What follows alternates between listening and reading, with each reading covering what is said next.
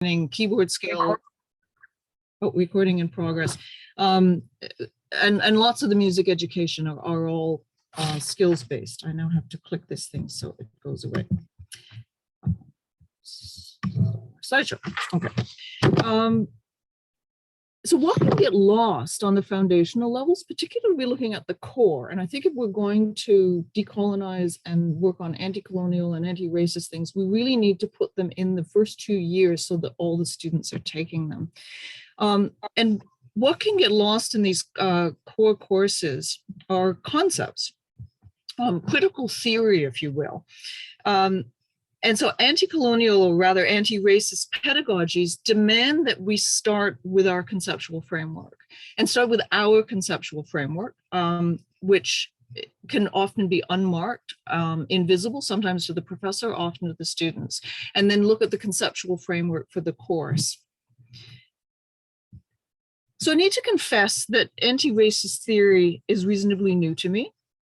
I've gone through a number of shifts in my pedagogical work from wanting to facilitate curricular boundary crossing to then wanting to decanonize things, realizing that what I was looking at as decanonization was better situated in the context of decolonization, and now grappling with and absorbing, playing around with anti-colonial and anti-racist ideas.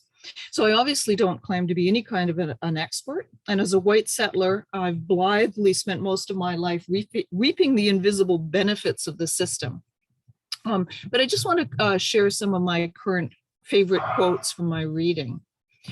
And the first is this one, which may seem awfully, I'm just going to move myself up here, awfully obvious to many of you, but race is not a biological category that is politically charged. It is a political category that is disguised as a biological one.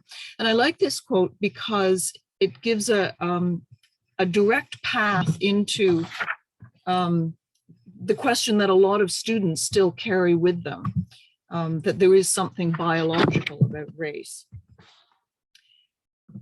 This one is actually from a book review. It was a book review of Fatal Intervention, of how to think of how to think as an anti-racist, and White Fragility.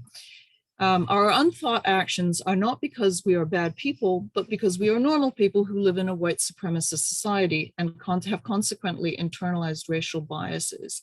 And I think that this is something particularly that white people need to grapple with, this idea that I'm not a bad person. Don't tell me I'm a bad person, or I've done something racist, or I've said something inadvertently, but I'm not a bad person.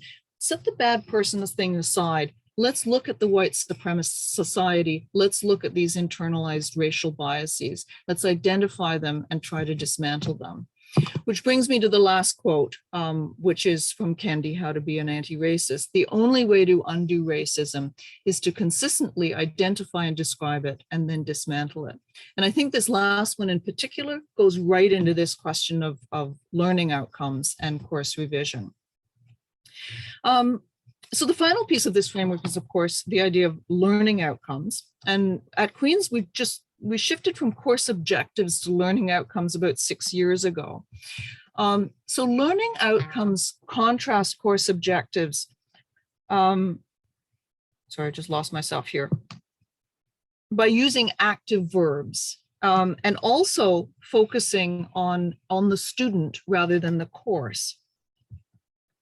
So having statements like, with successful completion of this course, students will demonstrate, students will identify, students will grapple with and dismantle, rather than this course will do this and this course will do that. So the process of course design then begins with creating new learning outcomes. And in this context, the question of creating new anti-racist learning outcomes. And then matching them with appropriate assessments, which I'm not talking about here because I don't have time, and then filling in the middle. How do you get from where your students are, what the learning outcomes are, how are you going to assess them if on successful completion of this course, the students demonstrate knowledge about racism in classical music or whatever, and how are you going to assess that? How do you know that? And then how do you get from A to B? What are you going to do in the course in terms of delivery, content, skills, and so on? So what might anti-racist learning outcomes look like? So we could start with Kendi's identify, describe, dismantle. These are pretty good action verbs. They look to me like pretty good possibilities as for anti-racist learning outcomes. So you could identify racialization and power imbalances as they are manifested in music practices around the globe. You could describe systemic racisms and their connection to coloniality in the study of world music. You could dismantle embedded racism in music study through the demolition of disciplinary barriers, although that might be a bit of a stretch for undergraduate students. But the first step of starting with the syllabus is to start with the learning outcomes. It's ideal and lovely if you get the chance to begin with a completely blank page, design a completely new course from the ground up with completely new anti-racist learning outcomes. But much of the time we don't have this freedom. Some courses, many core courses, are embedded in curricula that might not be so easy to change. And any of you who have, like I, have tried to change curriculum in the Bachelor of Music, it's not easy to change. So sometimes just to start identifying things is a starting place. But linking again to concepts, content, and skills, I suggest that making the concept center. Don't start with the content. Don't worry about the skills for a while. Make the content concepts. So looking at historiography, where did the history come from? When did it come from? What were the value system of that time? Talking to students about constructs, that all histories are written, all histories are constructs. Ideas about different musics in the world have been constructed by scholars. Again, when and where. And then deconstructing those concepts might be moving towards Kendi's dismantling, looking at ethnocentrism, looking at colonialism. And then from there, looking at including alternate content, alternate terminology, and rethink the skills. I'm not quite there in my own teaching at all. So let's try this. I don't know, I meant to turn on my timer and know where I am, but when I rehearsed this, I had about 5 minutes left. Am I good, Toshio? Toshio? Yep, you're good. Okay, so I'm going to share some course objectives. This is a sort of standard first half of the music history core. And I invite you to write comments in the chat. I'm not going to be able to read them because it doesn't show when you're sharing your screen. But Toshio, if you want to share some of them as they come. So these are course objectives, not learning outcomes. To place the study of classical music in historical perspective. To cover important composers, work styles, and musical language. I can't see this because my thing is in the way. Within the medieval, Renaissance, and Baroque classical eras. To move towards advanced musicological skills in analysis and research methods. And to build skills researching and writing about music. So these are not anti-racist learning outcomes at all. And I wonder if anybody wants to call out some of the things in here that are particularly problematic if we're looking at changing the course, because the next slide is going to be the altered learning outcomes. Or if anybody wants to turn on their mic and comment on anything.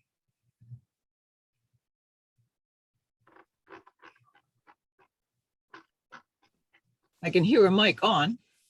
We could look at point number 2 as an example of the composers who are going to be covered.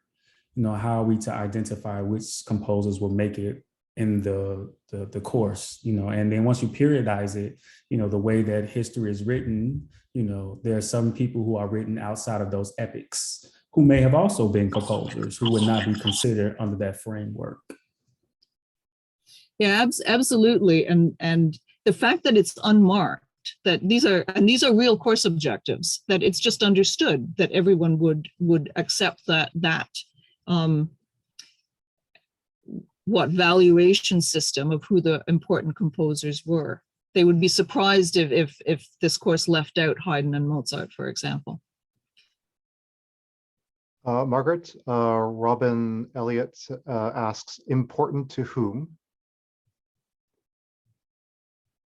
And Farzi mentions that the word Western is missing. Heather Sparling says, build skills in researching, takes for granted why we do this, to what effect and to whose benefit. Ellen Waterman says, identify epistemologies and ontologies that structure Western classical music. Oh, Great. Sorry, Heather says it's from Chris. Okay. Monique Giroux says that, what about the seemingly neutral, quote unquote, way in which these are presented, which I think is what others are pointing to. Great. Yeah, I'm going to move on because yes, spot on, everybody. It's the unmarkedness of so many of these things that who's important, why it's not Western. But we've all seen learning our course objectives like this, I'm sure. So here's take one, learning outcomes on the same course. To place key canonic composers and works of Western art music. I'm just going to minimize myself because I'm over my screen. In their historical, social, and cultural contexts, recognize and describe stylistic characteristics of medieval, Renaissance, Baroque, and classical era art musics, develop culturally relative theoretical skills and vocabulary to write about music. Whoops, I'll go back there. Okay, so yeah, same thing. I can see the chat has little numbers on it. So Toshio, if you want to share. Sorry, nothing yet. Yeah. Okay. So these I think are a little bit better. So some of the things that have improved here. We now say Western art music. Yeah. Sorry, actually, Abigail would, to the previous slide, I think, ask why are we studying this music rather than other musics? Yeah. So I completely agree with that. My workshop exercise is taking for granted that some of us are actually handed courses, like here, teach this course. So how can you shift it around a bit while not, well, yeah, especially if you're pre-tenure or you're an adjunct or something like that. So I'll go through this. It recognizes that there's a canon, finally, identifies Western art music, brings in the idea of social and cultural context. So it's not floating above everything, a little bit of ethno in there. I'm not sure about the second one, whether that's any better than anything at all. And then culturally relative theoretical skills and vocabularies, recognizing that the theoretical skills and vocabulary used to describe this type of music is not universal. Okay, and last one, and then I'll stop and hand it over to other people. This is take two. Identify and describe sonic and social features of European musics between 1000 and 1800. Recognize and compare the history and historiography of canonic Western music. Place European music history between 1000 and 1800 in a globally entangled context, and describe specific ways that historical narratives of Western art music are imbricated with racism, sexism, ableism, and classism. And anybody want to workshop these a little bit? I think Ellen Wallerman was mentioning, said something about the previous slide, which was about, can we also question that term key canonic, quote unquote.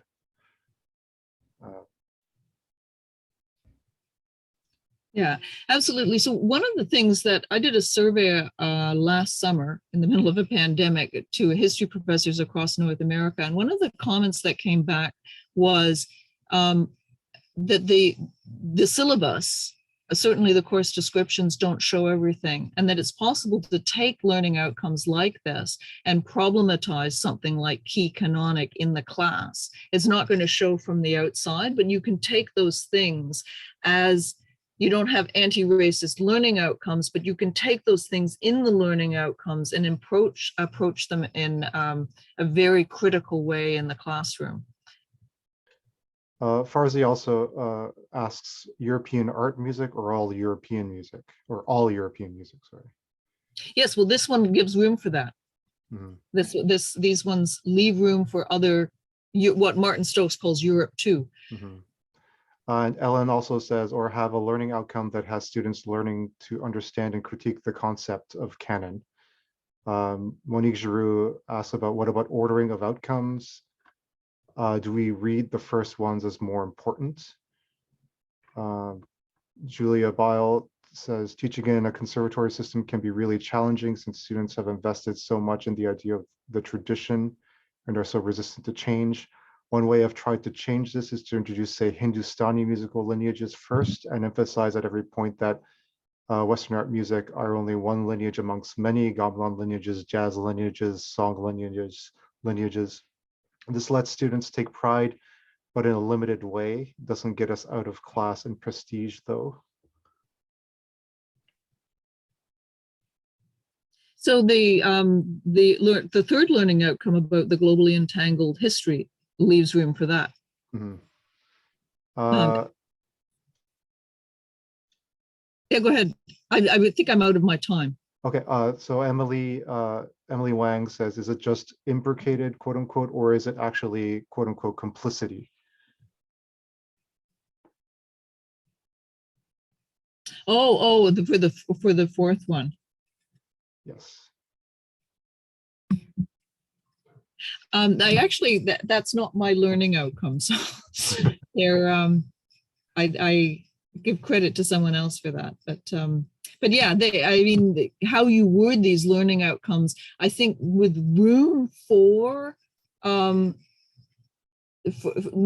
more rather than really straight. But at the same time, if you want to revise your course with anti-racist ideas in mind, you do want some things to be fairly strong, because if your course gets passed off to someone else, if those learning outcomes are fixed, then you invite that other person to grapple with these ideas as well, rather than just flipping back to the canon that so many of us know so well. Anyway, thank you very much for participating. I'm going to go read the chat now, and I'll pass it on to, I think Carolyn is next, right? Yep. Okay, thank Wonderful. you, Dr. Walker. Thank you. Much of what I'm chatting about will echo a lot of what you say, Margaret. And I will be candid that instead of taking a world music course, I thought I would take a class that I was teaching right now. So you'll notice that I'm batting around a course that I'm teaching in the 4th year rather than an introductory music course. And I didn't have any outlines, but I'll read through my chat, and I really look forward to your comments. So first, I want to thank the CSDM organizers. I'm thinking of Toshio, Megan, and Marcia for their hard labor in bringing this roundtable together. It's certainly a pleasure to be here, to join my esteemed colleagues, and to engage with all of you on questions and strategies around anti-racist pedagogy in ethnomusicology and in our classrooms more broadly. I come to you as an ethnomusicologist who is newly situated in the sociology and anthropology department at Carleton, where we are also wrestling with these questions. I'm also the chair of a newly inaugurated group at our university, the Racialized and Indigenous Faculty Alliance, called RIFA. And we comprise about 60 self-identified members across disciplines who aim to create spaces of solidarity and networking, as well as share support resources that address anti-racist and anti-oppression methodologies in the workplace and in the classroom.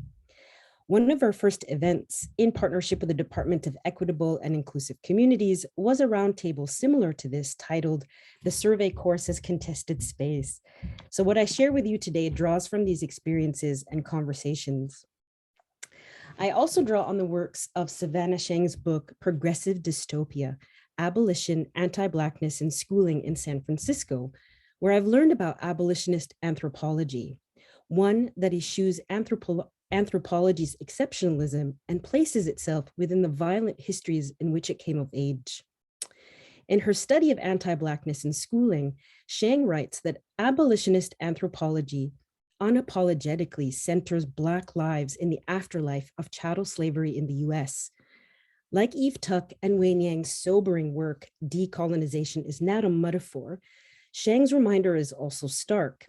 Ethnographic field research and participant observation that makes anthropology and ethnomusicology distinct take place alongside other fields that are never completely out of sight. Cotton, cane, tobacco, and rice fields where Black lives and deaths were sounded. As I put together my own course outlines, I am often haunted by Shang's invitation to become more than just an ally, but what she called an accomplice, one who works within, against, and beyond binding institutions in service of a collective liberation for our interlocutors, for our students, and for ourselves. So I look forward to your feedback and to accomplishing with you all on anti-racist pedagogies as we collectively move forward. By now, it sounds cliche to say, but I'll say it nonetheless. 2020 was a big year. It was a year of reckoning, not just brought on by the hard truths that the pandemic made bare, but also by hard truths about our own discipline of ethnomusicology too. Following the walkout of Black, Indigenous, and racialized scholars from SEM's 2019 major keynote, protesting the gaslighting of two Black formidable women scholars at their home and our hosting University Indianapolis, Dr. Danielle Brown's open letter on racism in music studies, especially ethnomusicology and music education, and SEM's tepid response to the concerns that she raised, we are recognizing that we too, as ethnomusicologists, are not so exceptional or out of earshot of the fields in which we teach, research, and study. Conversations of racial social justice, the Black Lives Matter movement, and structural racism are now more visible and more audible than they have ever been. At the same time, efforts to quiet or efface these uncomfortable conversations are on the rise too, and I'm thinking of the state of Texas that just signed a bill to limit the teaching of critical race theory in public schools. And that's one example in the United States. With my first in-person teaching in fall of 2021, I found and was so absolutely inspired by students eager to process their and our changing worlds. And I found it to be so very productive, perhaps even reparative, to bring them into our disciplinary reckonings as a larger metaphor to navigate conversations around structural racism, the hard truths around genealogies of knowledge in anthropology and ethnomusicology, and to collaborate with them on the possibilities of imagining and decolonizing our disciplines and methodologies beyond a metaphor. This fall, I was privileged to build on a conversation that my anthropology colleagues had already started in the fourth year course called Digital Ethnography and Field Research. With my arrival to anthropology and sociology, the course was cross-listed between music and anthropology students, as well as smattering of other students from across campus. And together we interrogated digital and hybrid ethnographic methodologies over the course of the term, taking the time to understand the method's earliest genealogies to our respective disciplines, as well as the canons of knowledge that ethnography has produced. Having music and anthropology students sit side by side allowed for such rich, introspective, and reflexive discussions, notably around gaps, silences, and exclusions in each disciplinary canon. We spent significant time examining what Stefan Amoko called study objects that make up our canons, most notably represented in journals, monographs, conference pamphlets, and textbooks, and noted what he highlights as the, quote, wildly asymmetrical structures of access to power, privilege, and capital that shape researchers vis-a-vis their interlocutors. With a little help of Beyonce and Jay-Z's video Apeshit shot in the Louvre, we expanded our critical lens beyond the canonicity of music to think about canonicity in other ways, of the literature that students will read in my class and in the next classes they take in university, as well as canonicity in art, discourse, and how tropes and representations of the other are boundary making rather than auxiliary to the construction of canons. This discussion, and I'll just share an image here. This discussion came to a fore. Oh, I've lost my paper. There it is. This discussion came to the fore in that breathtaking moment when we watched as Beyonce and her crew stand underneath Jacques Louis David's The Consecration of the Emperor Napoleon and the Coronation of the Empress Josephine in nude tights. The emperor's crown of one of the world's most formidable colonizers looks like it will land on Beyonce's high and large Afro bun. The striking juxtaposition of Black and brown bodies, as well as big, kinky hair against masterpieces drawn by genius artists, some of which depict the spoils of colonization, enslavement, genocide, and land thievery by one of the most powerful and iconic musicians, was not lost on my students. Audible critiques of a Western-centric canon and calls for more equitable representation are well underway in meaningful and non-performative ways, and we, the scholars, are just catching up. As my colleagues around, and I'll stop here so you don't have to, well, I wouldn't mind looking at Beyonce all day, but perhaps it would be better to take it off. But as my colleagues around the Racialized and Indigenous Faculty Roundtable, the survey course's contested space agreed. Canons are often Western-centric frameworks that privilege certain chronologies, texts, methods, and voices, often to the exclusion of others. And I really appreciated the interventions that you brought in there, Margaret. Reimagining survey courses through an anti-racist and anti-oppression lens not only involves bringing in the voices of excluded, racialized Black and Indigenous authors, but also turning a critical lens on the canon itself. How are canons constructed and deconstructed, and for whom? How is canonical knowledge a prerequisite upon which more knowledge is built?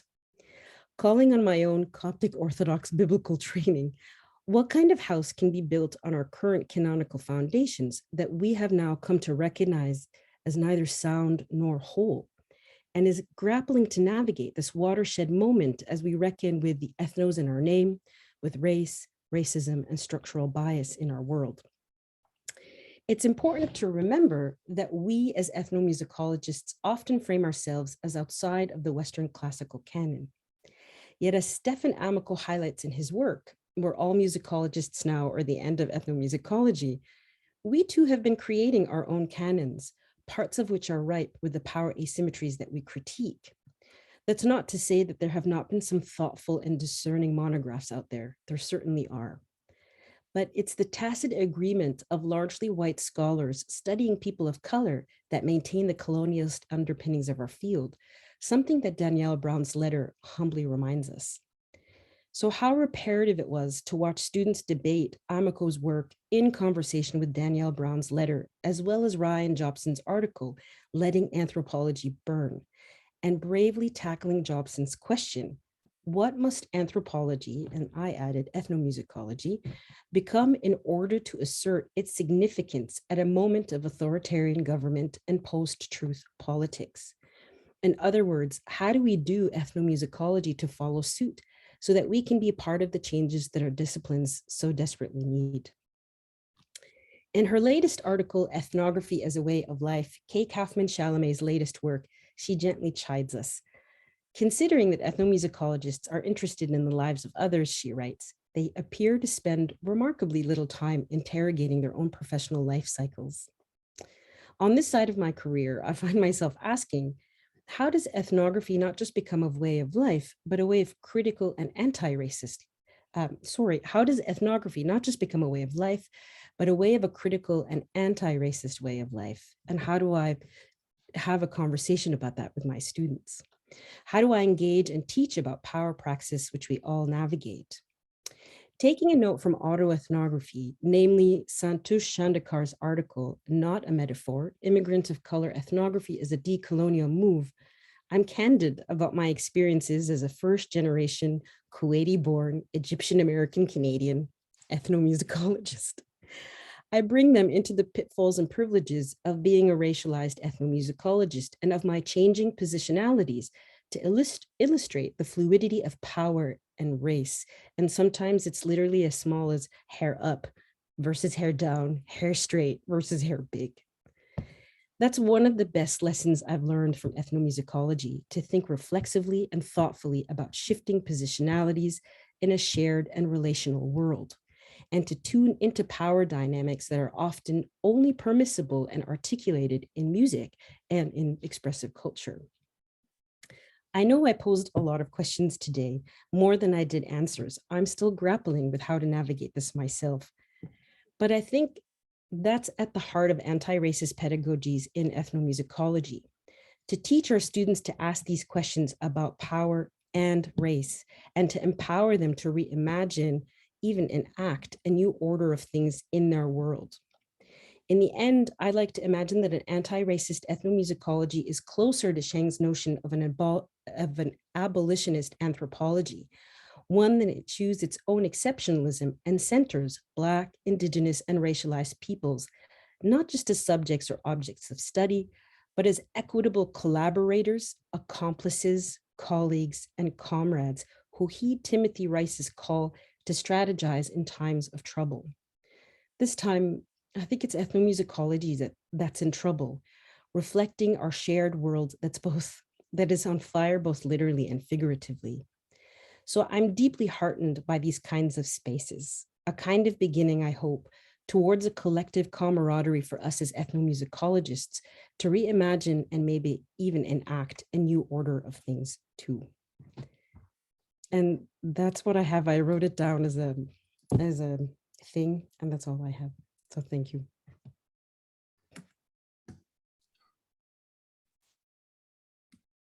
Thank you, Dr. Ramzy. So I'd like to invite Dr. Hemmasi to make her presentation next. Sure, I got thrown off. I was still enraptured. Thank you. I'm really happy to be here with you. It's been incredibly generative, even preparing for this, and even more so hearing. And I am hope that I can deliver something that will be somewhat interesting to you all. You know, we have a lot of people who have passed. Also, thank you very much to the organizers and to my co-panelists and to everybody who has patiently listened to me talk about what to do with this presentation. So I'm going to share my screen, and can you see? Yes, thumbs up, yes? Okay, great, thank you. So there's a lot of people who've passed through University of Toronto and will be familiar with the course Introduction to Music and Society, either having taken it or having been a TA for it.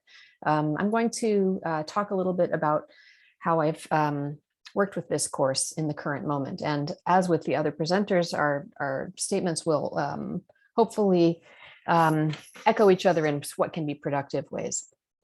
So as Carolyn has also already articulated, I'm thinking about Ethno 2020 and beyond, that we're in this moment where we really have to think about things differently.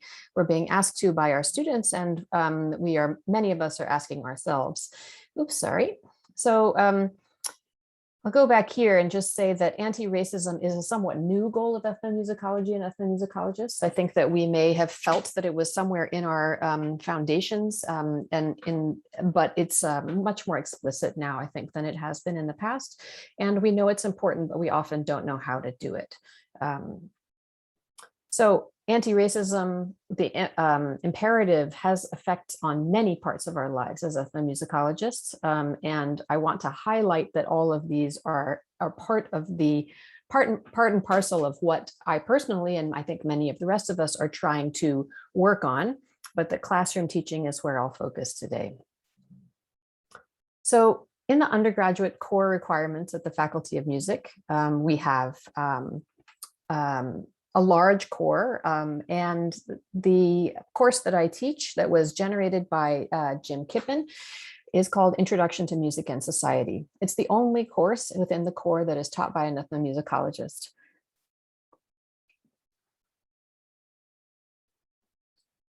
Go forward. It's taught annually by me. It's required for all first-year students. It includes 8 graduate teaching assistants, mostly an ethnomusicologist in ethnomusicology graduate programs. As I said before, it's the only, this isn't a given, and this may change as I'm learning from speaking to my musicology and theory colleagues, but currently it's the only course in which students are certain to encounter non-Western music. And at present, it is the only core course in which students are certain to work with a BIPOC instructor, AKA me. So there's a lot riding on this course in terms of all of the stuff. So one of the questions that I have for the current moment of HMU 111 is, can ethnomusicology offer more or other than diversity? As we've already been hearing, we have stuff to do. We have work to do with ethnomusicology's colonial inheritance.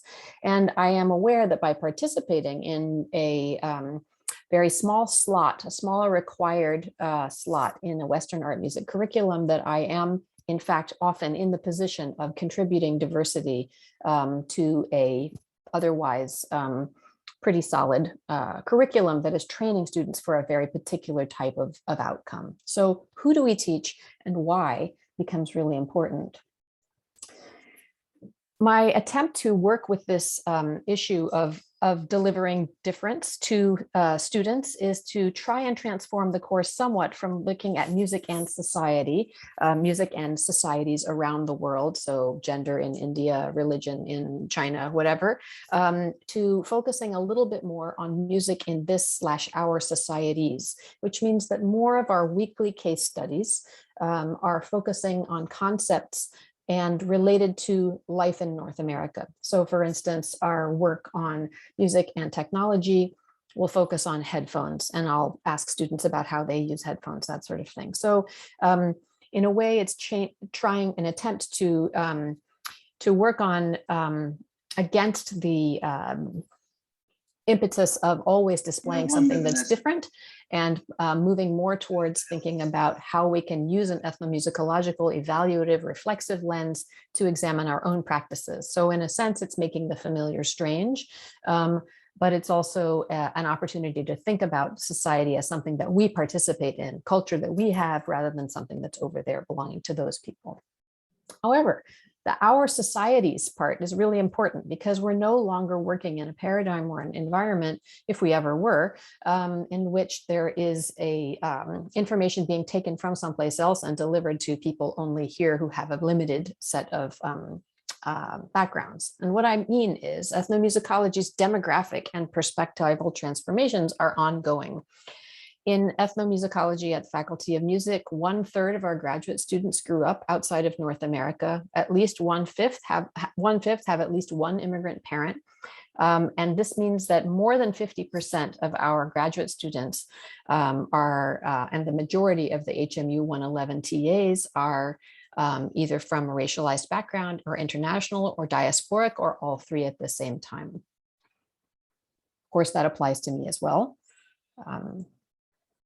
And our student body is also not majority, well, it is majority white, but it's not necessarily, you can't assume that everybody's coming from the same background. So that when we are talking about social transformations or our society, we really have to take into account many different types of parameters, which means that the way that we talk about racism, anti-racism, and structural racism really has to think on multiple levels and for different types of contexts. So sometimes the approach with these courses is to just add diversity, wait, no, anti-racism, and stir. And I chose this picture because it includes the requisite light-skinned Black woman that we often find in these kinds of representations of how diversity, wait, no, anti-racism should work.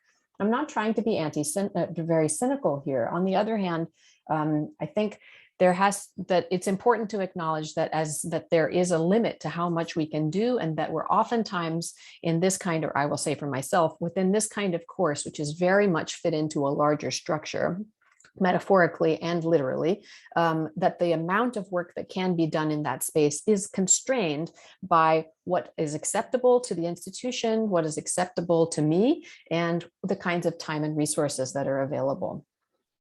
So what I have done in this past year is to introduce a new reading, Lauren Kajikawa's Possessive Investment in Classical Music, Confronting Legacies of White Supremacy in US Schools and Departments of Music. Part of the reason that I chose to include this reading is because in 2020, the Faculty of Music alumni, of over 400 alumni, wrote a letter asking for the Faculty of Music to change its approach to pedagogy, to curriculum, to hiring, et cetera, to better reflect anti-racist and decolonial imperatives. And there was a great amount of faculty, current student, and alumni action on this front, or interest in this front. The action is harder.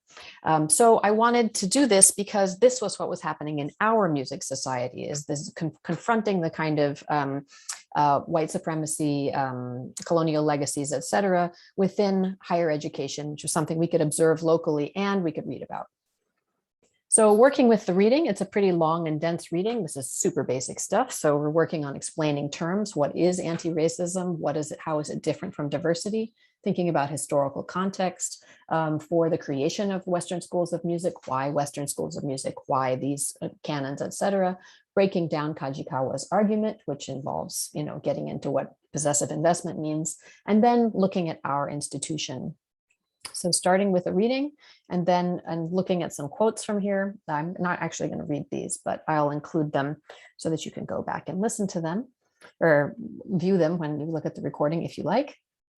So these are statements that are hard to internalize for students who are, as somebody else has already said, very much invested in acquiring this knowledge and this training.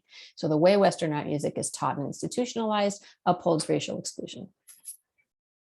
So ironic predicament for music departments now situated on university campuses where diversity and inclusivity have become buzzwords is that in the era of Black Lives Matter, music schools remain committed to a curriculum that often implies Black music does not.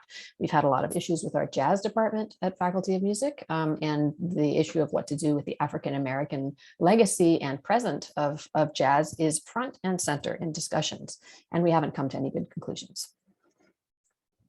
So one of the issues with anti-racist education and anti-racism as a discourse and decolonization is that it clearly identifies what you don't want, but it doesn't always identify what you do want, or it's critical in a generative way, but producing the change is something that is harder to get to. And so Kajikawa does end with a statement about trying to create institutional change and what role music departments can have in remedying past injustices, as he says, and creating more equitable futures. So we have a chance to evaluate that. Last year teaching the class, I was able to point to a ton of statements and calls to action, say that there were lots of things that were happening and lots of statements that were being made. But it's a little harder to point to what the positive outcomes are. And that's going to be a challenge for me to think about as I teach the class in the winter. Let me check my time here. Okay, I think I have a little bit more time. So I wanted to get to student reactions because I think another really important thing is in teaching this kind of material that you make space for there to be discussion. And so how to lead these discussions was also another level of effort for teaching the class. So discussions with the graduate student TAs about what to do with this material, how to approach sensitive subject matter, because they were leading the 20-person tutorials where the students would actually discuss this material. So I've taken some anonymized responses from student written work responding to this article and the lectures that were based on this material that I've just shown you. So here are some. One says, I'm glad that U of T took this very seriously and are taking actions to teach new students, like during this class in first year, the importance of other music cultures. A question I think I would ask would be how these, quote, new changes are going to be incorporated into music history curriculum. Was it incorporated this year? And maybe how these changes will affect the learning of future classes. Another one asks, how can we as students take a more active role in creating the much needed change in these music institutions? So these are questions that I don't have answers for. Sometimes we ask questions just because we want students to ask questions as a way of engaging. But I think that they are difficult questions to answer in a realistic and concrete way. And that's not to say that there isn't goodwill towards this, but I think what I'm trying to get at is there is the delivery of content, and then there is, and the delivery of ideas, and then the realization of what happens after that is altogether a different thing. I wanted to do one other quote here from a student about international student perspectives. So one student wrote, as a person living in Hong Kong, our class was, school was remote last year. So our city is not that aware of racism or paying much attention to on the issue of racism. But I do know that racism is a worldwide problem. I have watched movies about racism, but I didn't really know the term systemic racism until this week's lecture. So the student goes on to talk a little bit about how they've been more exposed to the idea from here. But I think for me, this highlights one of the issues that's always going to be present with a general or introductory and especially required course, which is that students are coming at these issues from very, very different perspectives, different levels. For some people, anti-racism, dealing with racism is a daily reality. For other people, it's something they've read about or seen on TV. And for a lot of people, it's somewhere in the middle. So I raise that as not that I have a brilliant conclusion about it, but that it's a challenge and something else to think about, especially when applying US-based anti-racist material to the Canadian context or Canadian contexts, which are all quite different. Finally, I think, when I'm teaching this material this year, we're going to have to talk about the slow, and I'm sorry, so lonely looking, slow pace of change institutionally. There's something that we're facing in a very real way at the moment, not only in terms of anti-racism, decolonization, but obviously with our huge problem with sexual harassment at the University of Toronto. So while I want to make students feel empowered and be optimistic, I think it's also really important to think about the limits and to confront the limits, but still not give up, to think about different ways we can approach these problems in and outside of the classroom and in and outside of the institution. So thank you to everybody. Happy to talk with you all. Thank you, Dr. Hemmasi. I'd like to next invite Dr. Harris to speak.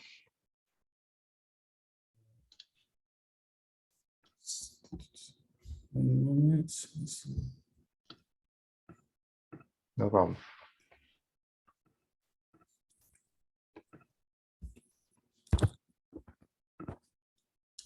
Or first and foremost, are you able to hear me okay? Yes. Yep, you're good. Excellent. All right, I'm gonna try to share a screen here. Let's see. All right. Are you able to see this slide? Just to make sure. All right, so you're excellent. All right. First and foremost, thank you so much for inviting me to take part in this panel. Thank you to the organizers for conceiving of this event, this panel, this workshop. And I'm really grateful to have the opportunity to think alongside the other panelists here. So thank you for that. And hopefully have something interesting to contribute to our discourse on music, pedagogy, and anti-racism. I do apologize for the sunlight that's sort of glaring in my face. So another theme of the section for this portion of the anti-racist workshop is titled Starting with the Syllabus. However, I want to take a step back first, right, to sort of reflect upon how we've arrived at this historical juncture where anti-racism is informing the development of musical syllabi. The reason for this is because I personally feel like we are getting ahead of ourselves just a bit. And so for my part, I want to be a bit hypercritical, if you will, of this recent turn towards anti-racism in this present moment. And I sort of take up this position using the following questions that I will share with you. Let's see. The first one is, why has there been a sudden surge in interest in anti-racism and anti-racist work beyond activist spaces? The second question is, what even is anti-racism and what purpose does anti-racism serve and for whom? Which I think is a really important question for us to sort of think about and consider. And then finally, if we are actually serious about the work of anti-racism and what anti-racism requires, what might this mean for the future of music studies and music education? So let's start with the first question. Why has there been a sudden surge in its interest in anti-racism and anti-racist work outside of activist spaces? When exactly did this occur, and what was the impetus for this surge in public interest in this topic?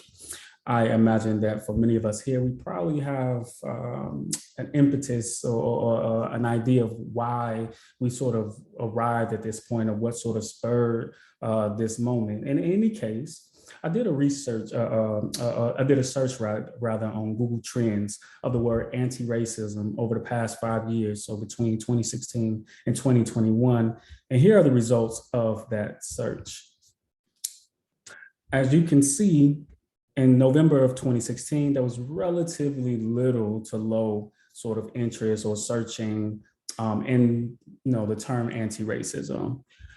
However, there is a very considerable spike that happened somewhere between May 31st and June 6th of 2020 of this sort of interest in anti-racist stuff, if you will.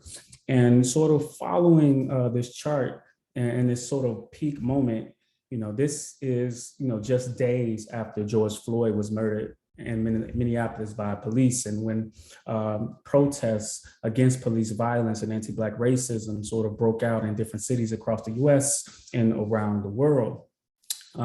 By June 15th, there was news columns like the LA Times who were heralding this moment as a sort of moral and racial reckoning.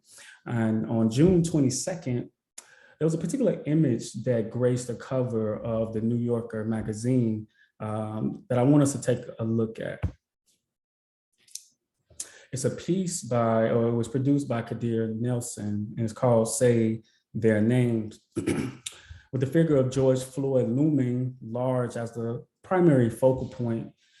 This sort of cover represents this visual archive of racial violence afflicted against Black people in America over several generations, and the premature death that often follows in its wake.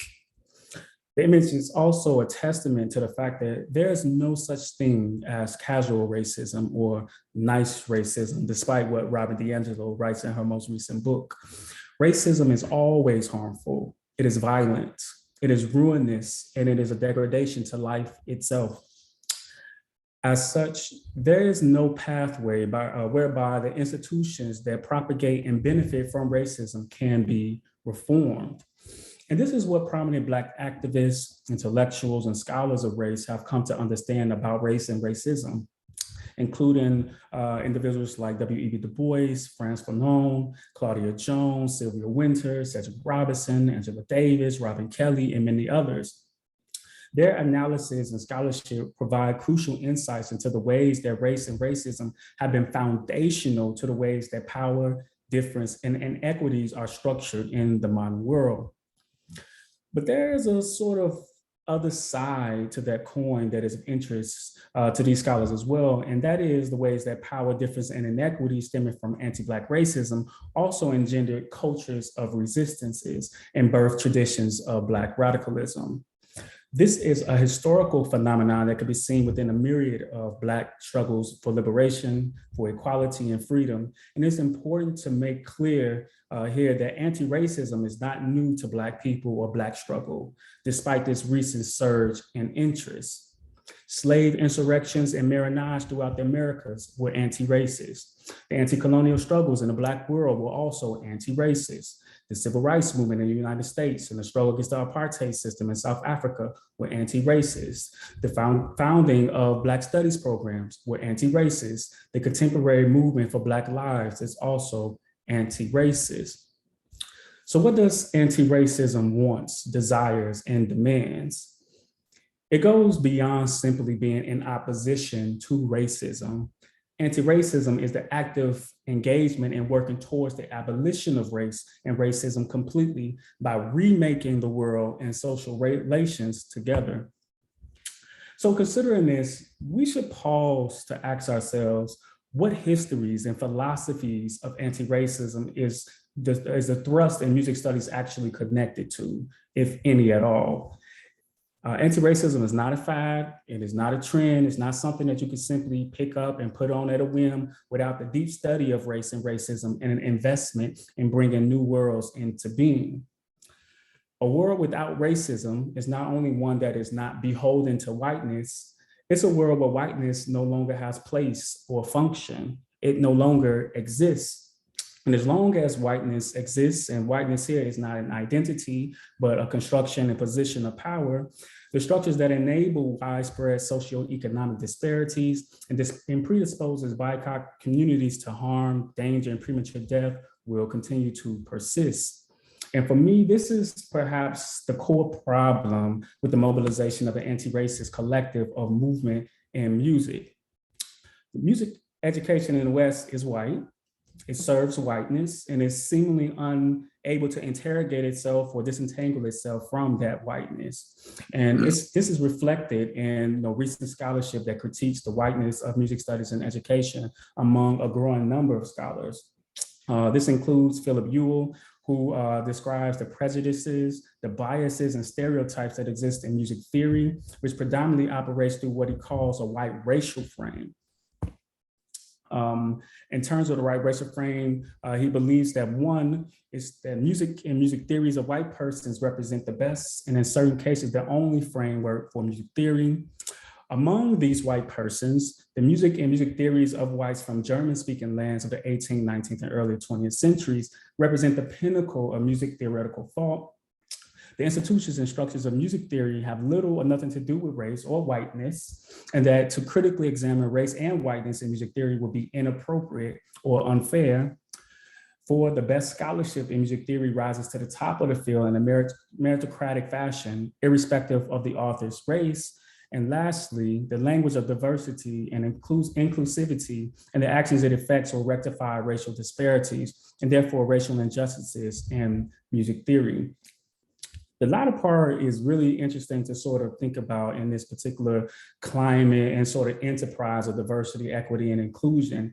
And part of the critique here is operating from this understanding that DEI initiatives oftentimes skirt around issues of race and racism, and in many ways reinforce the status quo and operate through the same kind of racial white frame that Ewell speaks of.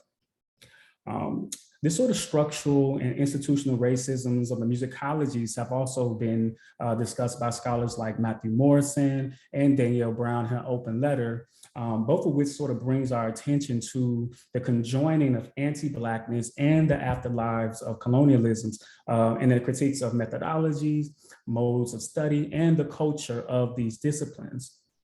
For example, in Race, Black Sound and the Remaking of Musicological Discourse, Morrison advocates for race-based epistemologies to be placed in direct dialogue with traditional musicological modes of study in order to decenter the practices and activities that naturalize Western ways of thinking.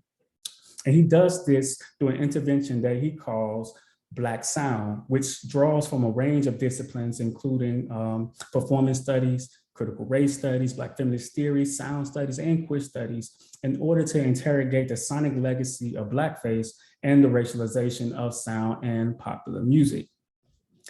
In a similar fashion, I too have developed a strategy in my own research, writing, and teaching that attempts to decenter Western ways of thinking, knowing, and being in the world. It's a strategy that I call the study of value from below. And the way that it operates is that it's an intersectional methodological approach to the study of value that centers race and racism and experiences of marginalized, underrepresented, and oppressed groups.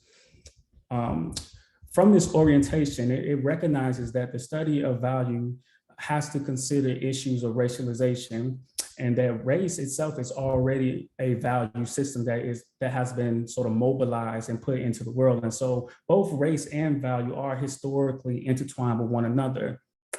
But it also recognizes that race and racisms that are experienced by BIPOC individuals, it affects the ways that they actually value certain things, and it also affects their evaluation processes. And so in my work, in my teaching, there are certain questions that sort of informs the way I build my courses, as also the way that I sort of build my syllabi. One of the questions is, thinking about the nature of value and what we can learn when we sort of focus the analysis on communities that are racially oppressed, underrepresented, and who have been historically exploited. The second thing I attempt to do is think about race and value again, historically and relationally to one another, to think about what the discourse on value can reveal about race and racism, but also how it can reveal interesting and unique things about questions of value. And then lastly, want to consider the uniqueness of race to questions of value and how race informs different kinds of valuation in the music, in the production, consumption, and exchange of art, music, and different kinds of performance practices. As stated earlier in my introduction, I'm situated outside of a music program. I'm in international comparative studies, and I have the opportunity to teach a lot of interdisciplinary courses, which has a lot of pros and cons. But one of the courses that I am currently teaching is a course that's called Music in the Black Radical Imagination. So when we talk about, this moment where there's a surge in interest in thinking about anti-racism and trying to think about, okay, what histories, what lineages of anti-racism are we connecting our thinking, our philosophy to? Those things matter. And I'm not sure if we are at a point where we are trying to cultivate and create our own in this moment, or we are actually connecting it to groups and individuals who have been struggling for years, for decades, for centuries. In this particular course, I highlight the Black freedom struggles and thinking through anti-racism and music. I'm interested in the way that the imagination and creativity inform parts of modern Black political struggles. And this is done in a global context from the era of the transatlantic slave trade to the contemporary Black Lives Matter movement. And so I'm interested in aesthetics and culture and also the political dimensions of this radical imagination through a sort of emphasis on Black soundscapes, on musical expressivity and performance practices. And another course that I've recently taught, and I'm also teaching again this upcoming spring, is a course that's called Meaning, Mattering, and Black Being in the World Towards a Critical Theory of Race and Value. And again, I guess what I'm sort of emphasizing is the intentionality that we put into how we conceive these courses and how we carry them out. So in addition to, again, introducing students to theories of value, it's important for them to understand that there's also a long history and genealogy of scholars who are racialized, who also offer racialized analysis of value, that is also important to teach in value itself. But I also want to augment how we understand value in the world. And so what does it mean when we decenter these particular epistemologies? What happens to our understanding of value when they center on the lived experiences, the struggles and freedom dreams of Black people, right? What happens when we sort of acknowledge and interrogate the contributions that African and Black people have made to global knowledge, to global histories, to science, medicine, technology, and culture? What might it mean if we work towards the possibility of valued Blackness in this world and in the future worlds to come? This is one of the ways that we work to offset anti-Blackness and that we mobilize forms of anti-racism. And as part of the class, I've also sort of, I will say that the second class is not a music class, but as a music scholar, one of the things I'm interested in is sort of decentering the ways that the literary tend to be a focal point in how we teach in the university. And this might not be, of course, for those of us who teach music, always the case, but literary usually take more precedent over other sort of modes of production or knowledge making. And so what I do in this particular class is for every single reading, there are listening recordings that coincide with it. And it's not simply, okay, this is, we're reading about the blues, here is a blues song. It's thematic and it's more issue-based. That is to say, if we're reading about critiques of capitalism, you're going to hear Black musicians critiquing capitalism. If we are reading about climate collapse and environmental disasters, you're also going to be listening to Black artists and Black musicians singing about these disasters and what it means and how it affects their lives. So these are just some examples of the ways in which I institute these into my courses. So I'll stop there. All right, thank you very much, Dr. Harris. Now at this point, I'd like to open the floor to all the panelists so that they can respond to their colleagues' presentations, and open the floor also to every one of you participants. And you can post your questions into the chat. Does anybody have Any responses? Hi. Hello. Hello. Yeah, hi. So I'm Ghulam. I recently completed my PhD under Professor Margaret Walker.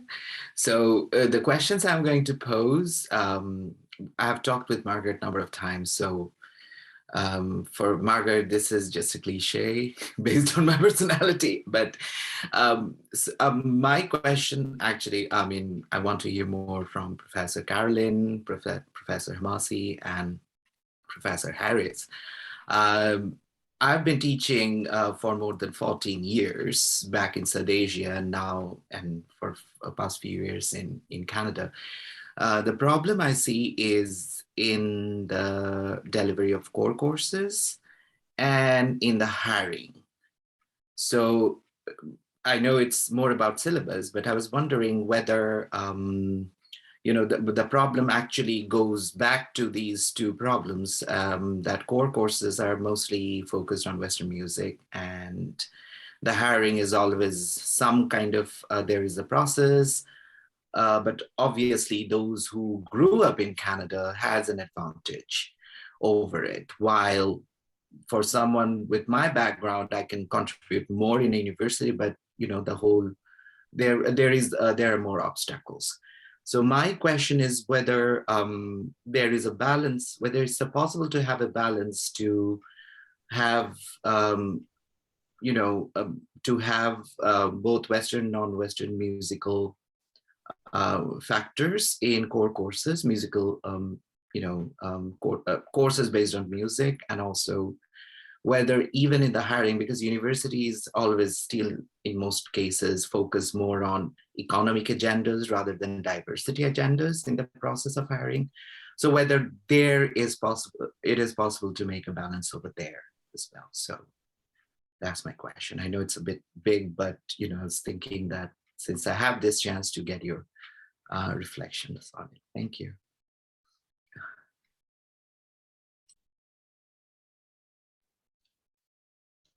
If I could respond to Ghulam, I think the issue of money and will are the most important ones. Who wants it to change and why? If it's just you, it's not going to happen. You know, I mean, not to be, again, to overly cynical, but the question is, what are people being educated for? Why do they go to the music institution? They don't go currently to learn about non-Western music. That's not why they're there. And ethnomusicologists are strategically and structurally always going to be the side dish in the way that things work currently. If students are meant to become proficient in Western art music at the end, right, if that's the end goal, then it makes sense that their curriculum is developed in a certain way. But if our goal is different, if the institutional goal changes to be educating citizens who are able to understand and politically participate in the betterment of their world, then that leads us to a different set of things, right? So I think the skills versus concepts versus content issue that Margaret brought up was very clarifying for me in terms of delineating what are we actually asking, what are we asking students for, especially within a music curriculum. That won't apply so much for others, but in the music school, if they're looking for skills, they're looking for skills.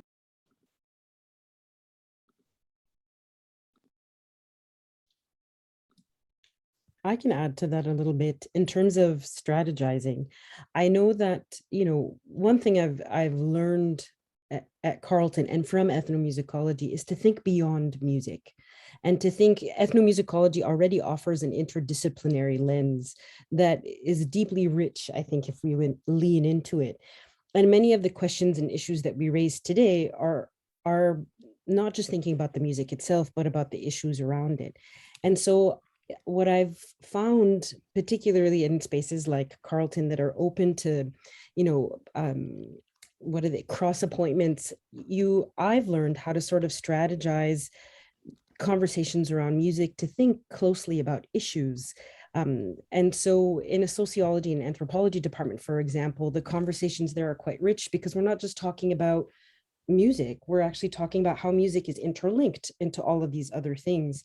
when I go to a Middle East Studies Association conference, again, music is not front and center, but rather I sort of try to center it, but I'm also trying to connect it to all these other issues that political scientists, historians, and so interdisciplinarity, while I know it's a big buzzword on university, when I have learned to lean into it, I found it to be a very rich space to cultivate a unique space for myself. And I sort of, as you're freshly minted as a PhD entering into the job market, that kind of reimagining of where you want to be.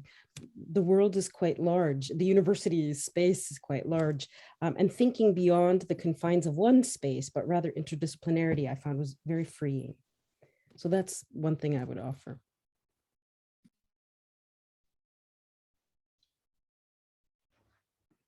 I don't know if I have, oh, sorry. No, go ahead. Go ahead. I was going to make a comment. I don't know that I have something necessarily unique to offer.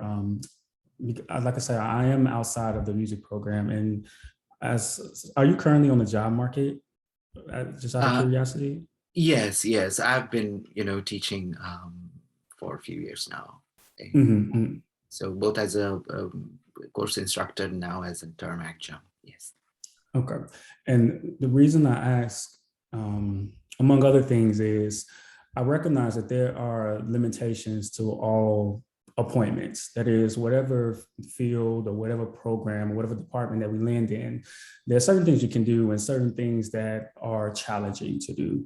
But I will say, as music scholars, and depending on your sort of training and skill set, it could potentially lend itself well to spaces outside of music. And I found for myself, being outside of music, honestly, has been one of the most rewarding experiences for me as a junior scholar, more recently, who've gotten a PhD, primarily because I do have a certain kind of politics. I do believe in the sort of spaces where culture and music meet politics, and that should be something that is part of the core curriculum. I recognize that sort of belief, that sort of value system sometimes is at odds with traditional university music programs. So I would strongly advocate, considering for like myself, I'm in a global studies program. So if you're interested in global issues, global problems from a musicological standpoint, that's bread and butter for doing the kind of anti-racist work I think that's really important. So don't limit yourself to, the institutionalization of music itself, but use your music training to, offer insights into other sort of programs and disciplines too.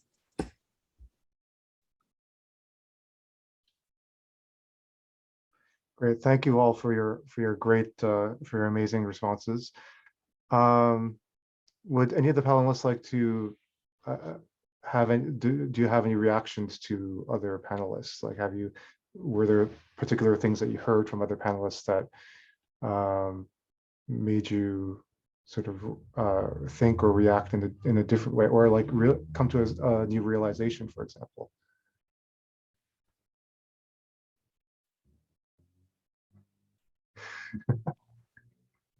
And if you did, would you like to share that with? Yeah. I really enjoyed Farzi's presentation. As I put in the chat, I was a TA with HMU 111 for 2 years. When I was an undergraduate, it was called Music as Culture, but Music and Society was like Jim's carved off piece of Music as Culture. But the comment there about something about now music history has to do this, or now we're going to go into music history, and until it addresses these things. And I was trained, I went to the Royal Conservatory, so I was completely enculturated in that world, then came to U of T, and the only new thing was non-Western music. And so went into that world, did my PhD in ethnomusicology, but my MA in a very old-fashioned text-based musicology because of the professors that were there at that time. Now I'm at Queen's and I teach easily a third to half music history because the musicologists retired. And so we were left with an ethnomusicologist, a pop music scholar, and Colleen Renahan as a musicologist, but a very forward-looking musicologist. And so I argue very, very strongly, which I sort of said at the beginning of my presentation, that these divisions of this is music and society and this is music history, that these need to be absolutely torn apart and broke down.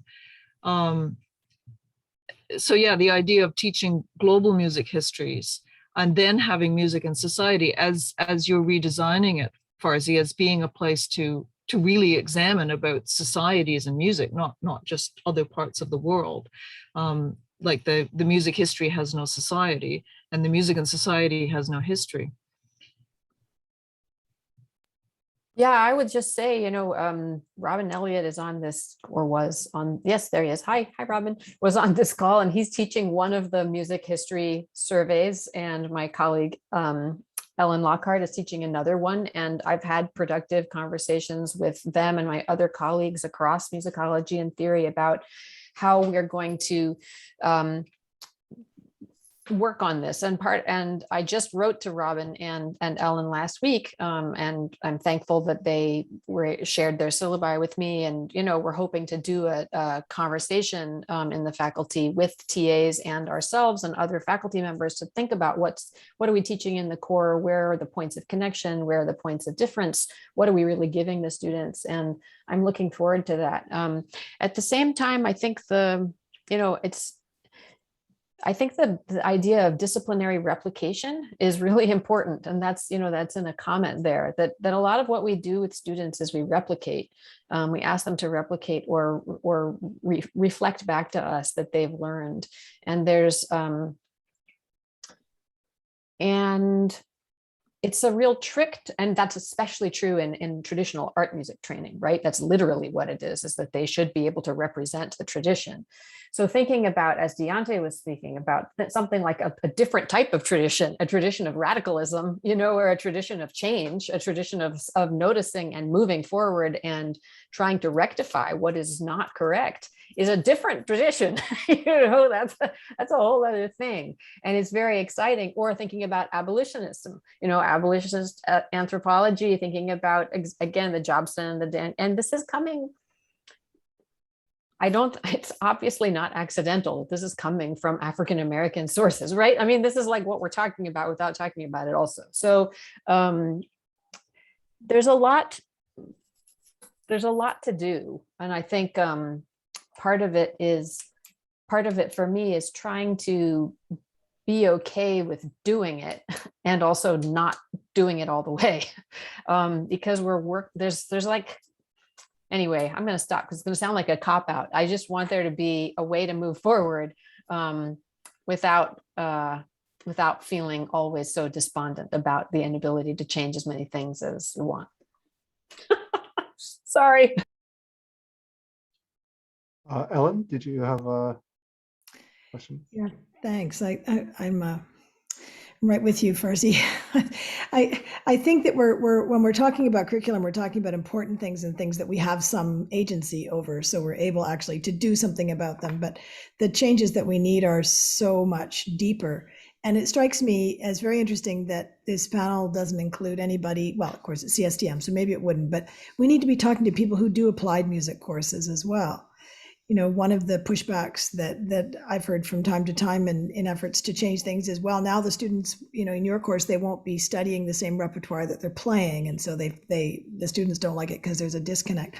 Well, that just says to me that we need to be changing our notions of repertoire, or changing our notions of what skills are and where they reside in music. And there's so much creative work that can be done there. And yeah, Margaret, you're absolutely right. It's that whole question of what the BMUS is for, and just what it is for training people up to be able to do at the end of it. It's not as though we have a strong job market argument for the efficacy of what we're already doing, never mind anything else. Anyway, that's just it. I'm interested in that applied side, how we bring people along and how we can then foster creative change, creative, exciting change.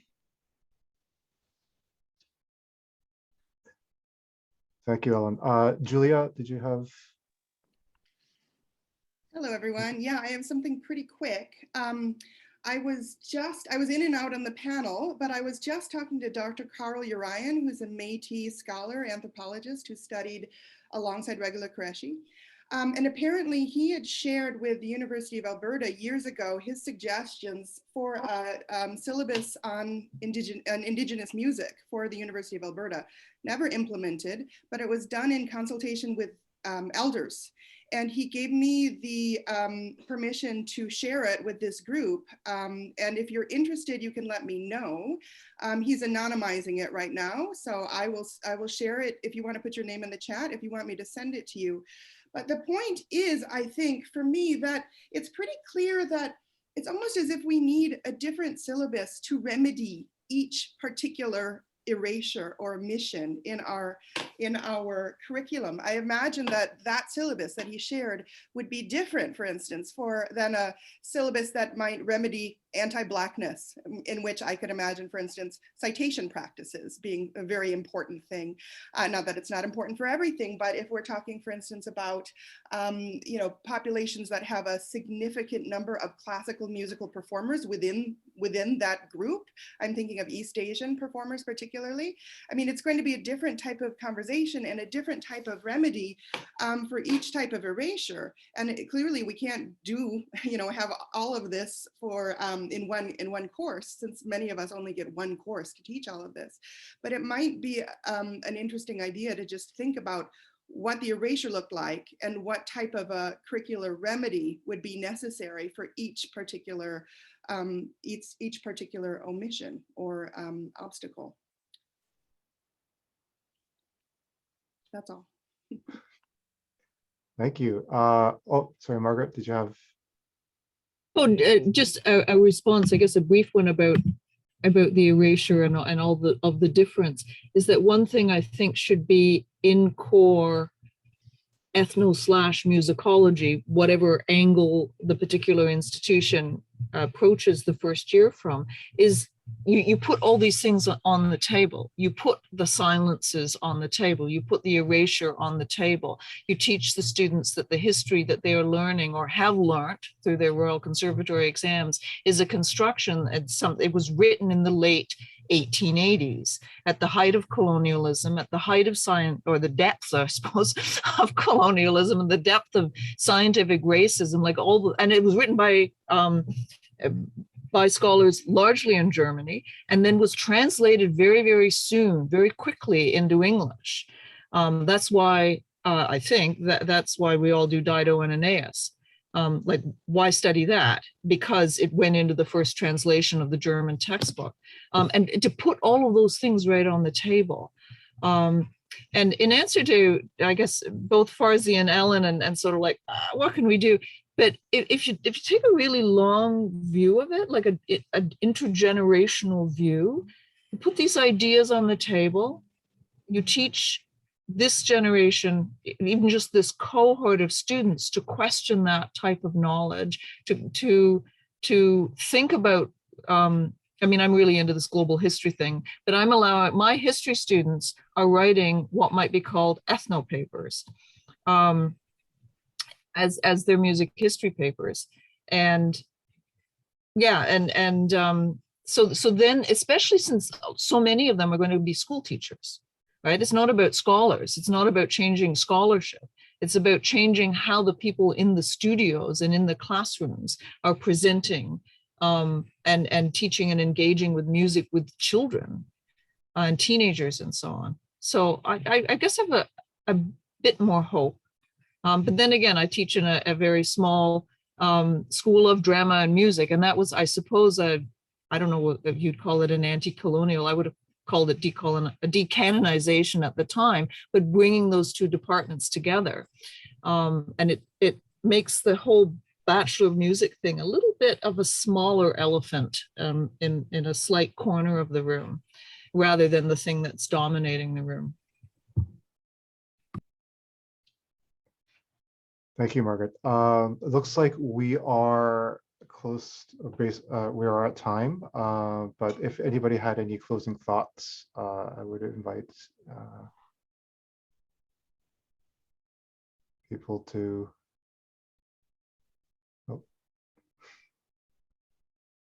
No. Carolyn Okay. had her hand raised. I had Oh. a hand up. Oh, I sorry, just Carolyn. wanted- Sorry. Oh, no worries at all.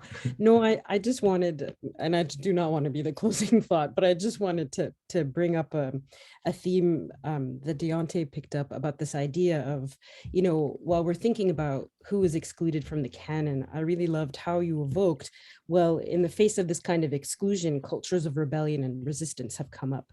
And I often think about that when I'm teaching about music in North Africa, thinking about the Arab Spring. And I teach it alongside Laila Abu-Lughud's work of being weary of exoticizing rebellion and, fetishizing resistance, because I find, one of the things I'm challenged by is the ways in which students sort of bracket it like, okay, well, they are resisting over there.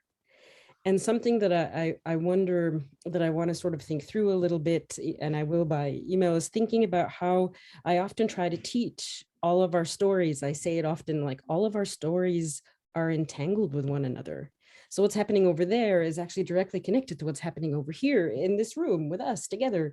And then I always try to make those links, but I really appreciated how you evoke that. And I'm challenged by the bracketing that sometimes ends up happening where, oh, okay, well, they're resisting and that's cool over there. And I'm just like, no, it's actually all connected. And I wondered if you had any thoughts about that, but I don't want to keep us over time. So happy to engage with you in other ways. So. Thank you. Do we have any responses to Carolyn's? I can offer a longer response in a private sort of space, but it all, for me, it is all connected. And I try to be intentional of tracing a particular genealogy, to say, even as we're sort of interested in this sort of work at anti-racism, it's always specific, right? And it will be specific to whatever group that we are interested in doing this kind of work for, or if you're trying to think across groups, you also have to be specific to sort of highlight the unique experiences of the group in question.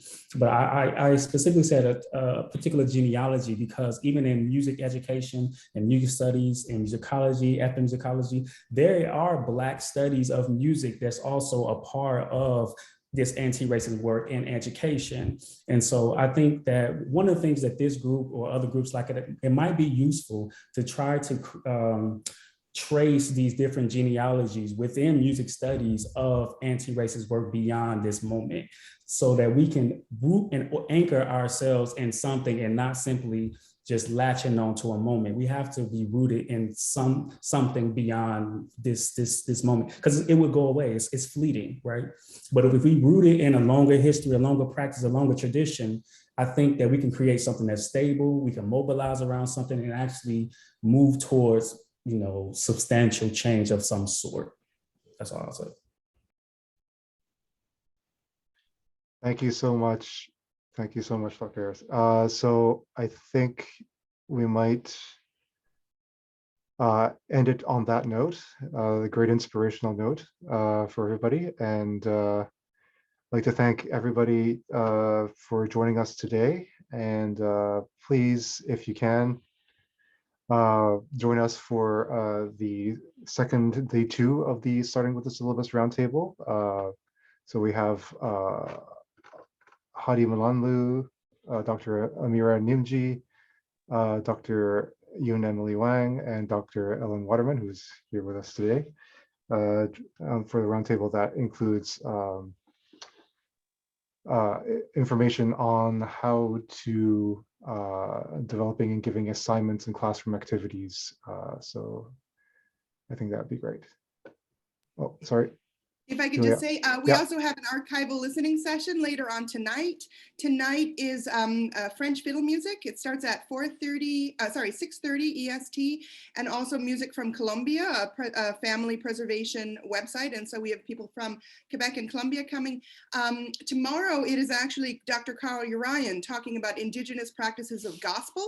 And in addition to having Indigenous gospel, there's also apparently an amazing African-American quartet in Edmonton in the 1970s. So it's not necessarily about identity in gospel, it's about gospel as being important across racial categories, and also Métis fiddle music. So I'll drop those links in the chat in case you're interested in them. Okay, thank you, Julia. So thank you all. Thank you to all the panelists and all the participants today. And I'd like to wish you a good afternoon, or yeah, good afternoon to everybody.